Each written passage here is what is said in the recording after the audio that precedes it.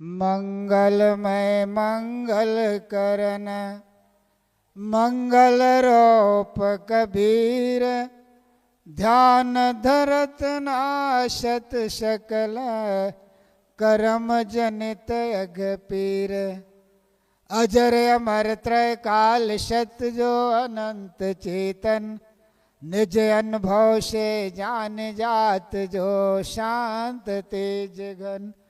निर्विकार निर्द्वंद सदा सर्वोपरि सोई, तेहि पद दर्शक दिव्य रहन युत बोधक जो।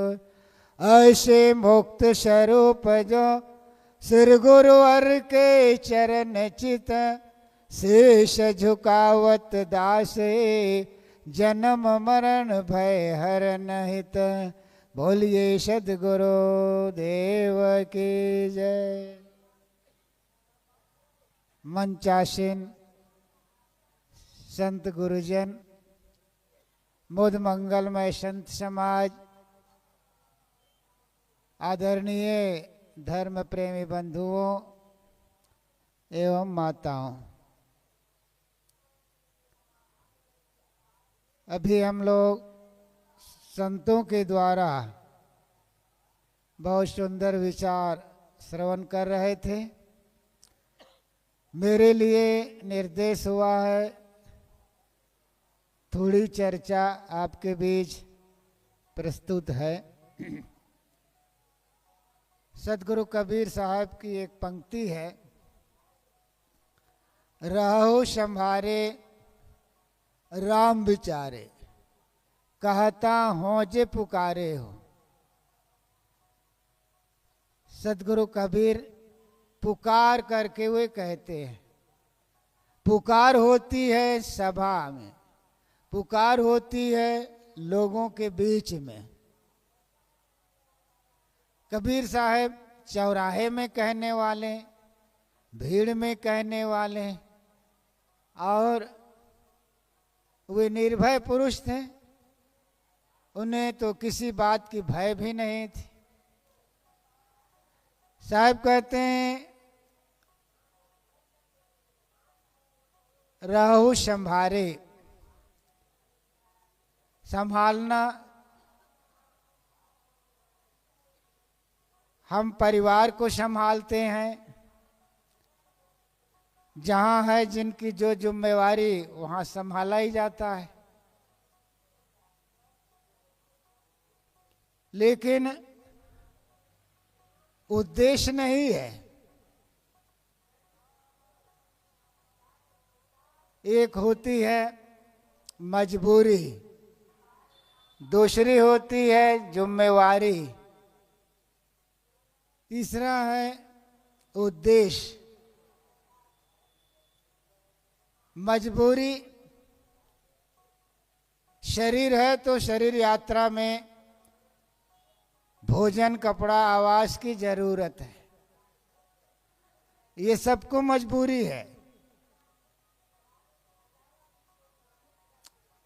तीन खानी के जितने प्राणी है मनुष्य के अलावा, उन्हें भी अन्नहार, जहां जिनको जिस खानी के भोजन वो करते ही है। ये सबको मजबूरी है।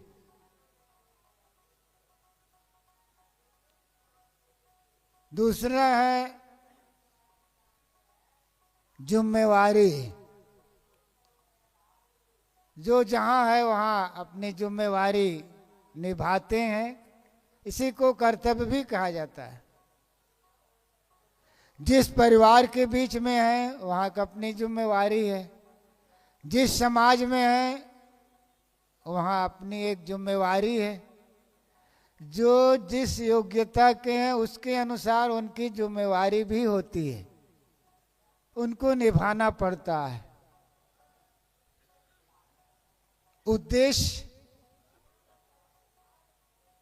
उद्देश्य है कल्याण है। प्राप्तव्य क्या है, उद्देश्य क्या है? अपना उद्देश्य को सबको समझना चाहिए। मनुष्य मात्र ही नहीं, प्राणी मात्र का उद्देश्य है, अगर एक शब्दों में उसको हम कहें, दुखों से आत्यंतिक निवृत्ति।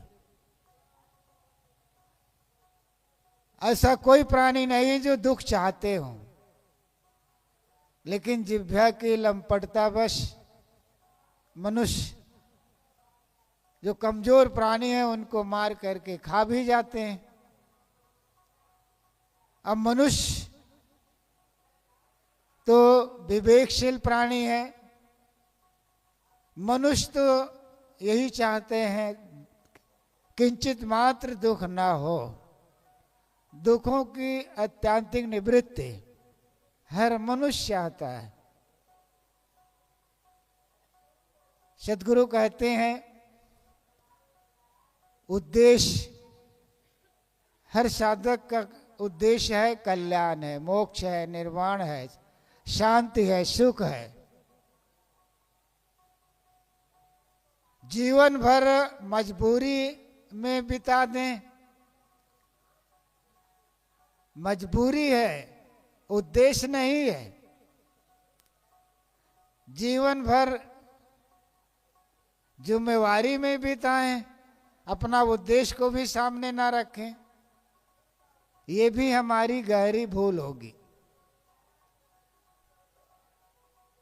सद्गुरु कहते हैं रहु संभारे, संभालना, परिवार को हम संभालते हैं। पहली बात तो यह है कि आदमी अपना शरीर को संभालता है। जिस शरीर को हम संभालते हैं, क्या वह स्थिर रह सकता है? अवस्था बदलेगी।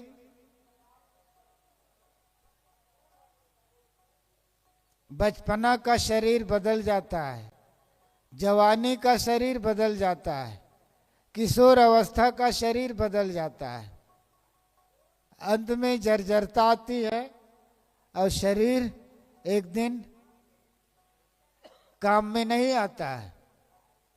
इसीलिए किसी ने बढ़िया कहा है, 10 में दौड़ा, 20 में बावला, 30 में तीखा, 40 में फीका, 50 में पाका, 60 में थाका, 70 में बिस्तर, 80 में लस्सी, 90 में डिब्बे, 100 में शव। अंत में 100 में शव हो जाता है शरीर। जिस शरीर को हम संवारते हैं, संभालते हैं, लेकिन आज तक किसी ने इसको स्थिर बना नहीं रखा है। ये तो निश्चित है जिस घर में रहें, जिस शरीर में है, उसको तो सुरक्षित रखना पड़ेगा, लेकिन हम शरीर को हम अमर बनाए रखें, ये नहीं हो सकता है। यहाँ साहब यही कहना चाहते हैं, जिस शरीर को संभालने में जीवन बिता रहे हो, क्या शरीर स्थिर रह सकता है? ये तो बदलेगा। जिस परिवार को हम संभालने में लगे हैं, जिस समाज को हम व्यवस्थित बनाने में लगे हैं, परिवार को भी किसी ने सही ढंग से संभाल मिलता है, और न समाज को न देश को। यदि संभालना है जिसमें हम स्वतंत्र और आजाद हैं, वो है अपना स्वभाव को, अपने मन को, अपने इंद्रियों को। इसी में हम स्वतंत्र हैं और बाकी में हम परतंत्र हैं। आदमी अपना स्वभाव को नहीं समझता है और सुधारता नहीं। आदमी अगर अपना स्वभाव को समझ जाए तो आदमी सुखी हो जाए। गुरुदेव जी का सूत्र है, आदमी अभाव से दुखी नहीं है, आदमी स्वभाव से दुखी है। आदमी के पास सारी संपन्नता है, लेकिन अंदर अंदर विपन्नता, बाहर संपन्नता भीतर विपन्नता, बाहर सोना सोना भीतर सोना सोना, बाहर चकाचक भीतर खाली। आदमी के पास संपन्नता तो है लेकिन अंदर अंदर विपन्नता, बाहर संपन्नता भीतर विपन्नता। ये क्यों है? स्वभाव के नाते। स्वभाव को आदमी समझ जाए और सुधार ले तो आदमी सुखी और संतुष्ट हो जाए। आदमी अपनी इच्छा को संभाल ले, अपनी कामनाओं को संभाल ले, लोभ को संभाल ले, मोह को संभाल ले, अहंकार को संभाल ले। अगर इसको संभाल ले तो कल्याण ही है। बाहर को संभालने में हम पूरी शक्ति लगाते हैं, लेकिन अपने आप को संभालने में, अपने मन को संभालने में, अपने इंद्रियों को संभालने में, अपने स्वभाव को संभालने में आदमी अपनी शक्ति नहीं लगा पाता है, सहज जी रहा है बस। संत गुरु की शरण में आने से ये समझ हमें मिलती है और आदमी अपना स्वभाव को समझ करके, साधक स्वभाव को समझ करके वो सुधार सकता है। साहब कहते हैं रहो संभारे, अपने मन को संभालो, अपने इंद्रियों को संभालो, अपनी इच्छाओं कामनाओं को संभालो। और यही तो भजन है। साहब आगे कहते हैं राम विचारे। साधक जब अपने मन को इंद्रियों को संभालता है, स्थिरता तभी मिलती है। राम विचारे, साहब कहते हैं राम पर विचार करो, मैं पुकारे जा रहा हूं। राम पर हम विचार करें। कबीर साहब का राम, कबीर साहब के विचार,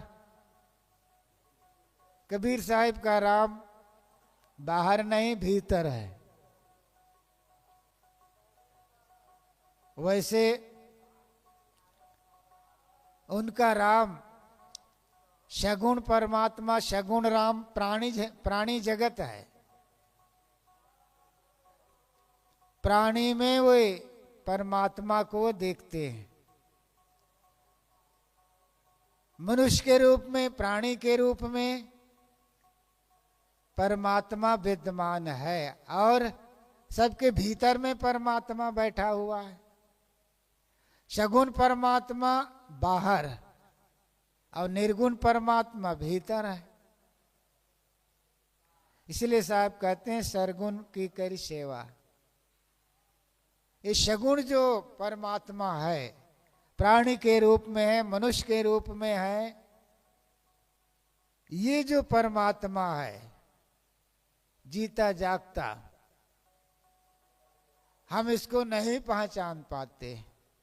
इसलिए सदगुरु कबीर कहते हैं सोई नूर दिल पाक है, सोई नूर पहचान। वह नूर, वह परमात्मा, वह ईश्वर तो दिल पाक में है। पवित्र हृदय में ही, पवित्र मन में ही परमात्मा का साक्षात्कार होता है। विशुद्ध बुद्धि परमार्थ वेदनम। स्वामी शंकराचार्य कहते हैं विशुद्ध बुद्धि में ही, निर्मल बुद्धि में ही परमात्मा का स्वरूप का साक्षात्कार होता है। प्रसन्न चित्तम परमार्थ दर्शनम। प्रसन्न चित्त में, निर्मल मन में ही परमात्मा का स्वरूप का साक्षात्कार होता है।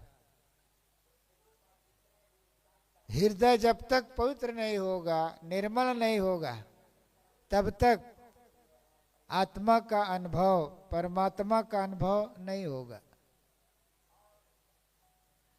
कबीर साहब के परमात्मा प्राणी के रूप में है और सबके दिल में जो बैठा हुआ है वो परमात्मा है। सहज लोग भाषा में आदमी प्रयोग करते हैं, दुष्टात्मा, प्रेतात्मा, महात्मा, परमात्मा। दो दुष्टता में उतर आए उसे कहा जाता है दुष्टात्मा है, इनके पास बैठो मत। प्रेतात्मा, जो आत्मा शरीर छोड़ के चली गई उन्हें प्रेतात्मा। महात्मा, जिन्होंने अपने आप को परिशुद्ध कर लिया, महात्मा, महान आत्मा हो गए। परमात्मा, सब तरफ से निष्काम हो गए, वो परमात्मा अर्थात महान हो गए। परमात्मा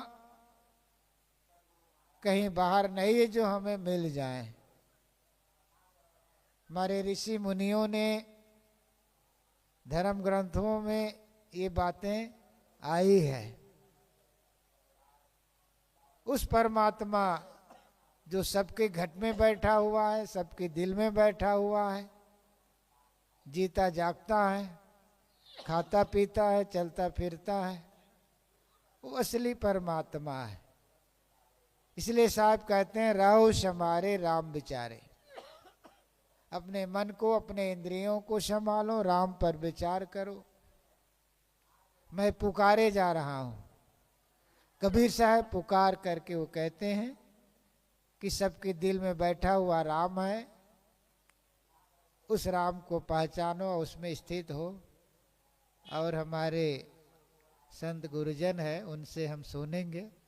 अपनी बात यहीं पर विराम। बोलिए सतगुरु कबीर साहिब की जय।